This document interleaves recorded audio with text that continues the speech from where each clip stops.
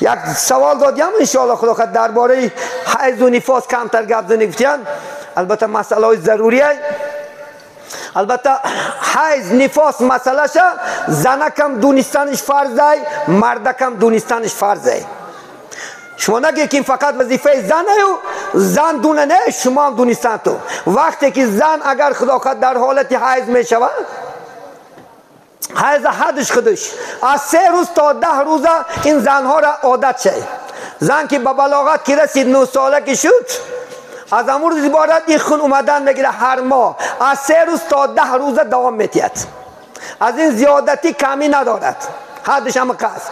همین حالت کشید این زن نماز نمیخونه، روزه نمیگیره، مسجد نمیدرویه، حتی طوافی که خانه کعبه اگر 62 میلیون صرف کرده بره و او در عرفه این اگر انشاءالله این کسلی شود مبادا حج تمام شده مونه ای سال دیگر رفته حج میکنه. همین قدر دشواری داره. از خدا بترس. قرآن قپیده نمیتونه این زن، با شما جاگه با خوابی که نمیتونه تا پاک شده آبازی کرده برمدن شه با شما خدا قد جاگه خوابیش حرامه. فقط ما و شما مثل یهودا مثل نصاراهان اگر مبادا زنها شد همین کسلی شد جاگاش نم جدا میکریم ویا. پیغمبر تا شما خلافی نکنه، در یک جا خواب رفتن میگیری، در آغوشت میگیریش، فقط همون جیما نمیکنی خلاص. ایوه حذر نکه ایوه. و ظاهرا نمیخوام که بیمار باشم و بعضی نونش حرومه فلانش در این جا نسی کردی چیز. فقط گفتیان که مقصدی خمیر نکردن کاری وزمین نکردنش همون حالت بسیار زن بد احوال میشده، قوت یا میگیره. همین سببان خیلی یاردم کنه نور بالای نور نکی در این جاش و خمیر نکنه فلان نکنه پیستان نکنه دیگه در این جاش در یگان کتابو نیست. شما دونستان تو فرض که مبادا در این حالت اگر مبادا جاگه خوابی کرمونی باید کفارتی خدا خواهد 1 دینار کفارت دارد. نتونی خدا خواهد انشاءالله از خدا استغفار پس از خدا ترس.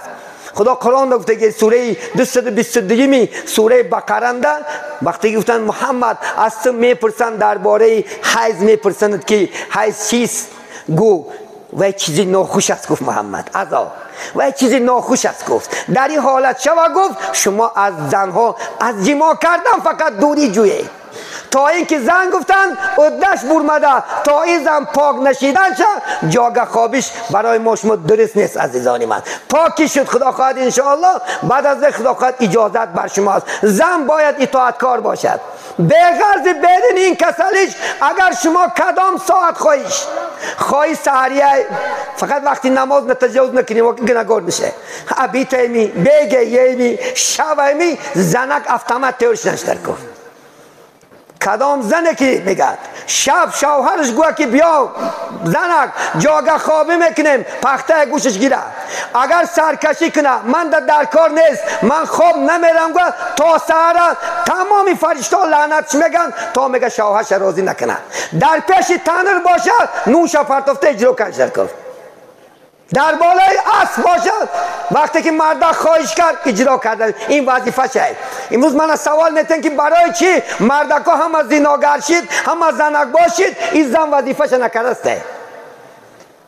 این مرد از زنی خود سر نیست دیگه زنی بگونه بینه چشماش دودارک میزنه چون این زیباگی زنی شما در کوچه توی این زیباگیش در پیش یگان تد خیگو زنی من خدا خواهد ساعتی 12 خواهم میرم کرتای $100 پوشته پیش من میاید اطرام میزنه خودش خوشبوی میکنه تیلاش میزنه کدام زن کرگو خدا نگه داره با ایتری زن نیست خدا در این دنیا حالی باشه هم 10 فایز بدگیست نکی زیبش برای شما خدمتش برای شما شما پریزیدنت اینا هسته اتش هم حق نداره اپاش حق نداره اومده دخترنا کمان دید کنه حقی وی بچه هاشه حقی وی کلنشه اینجا حق نداره خدا قد انشاءالله دختر شما نمیسا کمان دید کنه با شما بود صدای آمانه شدن رو فراموش نکنید.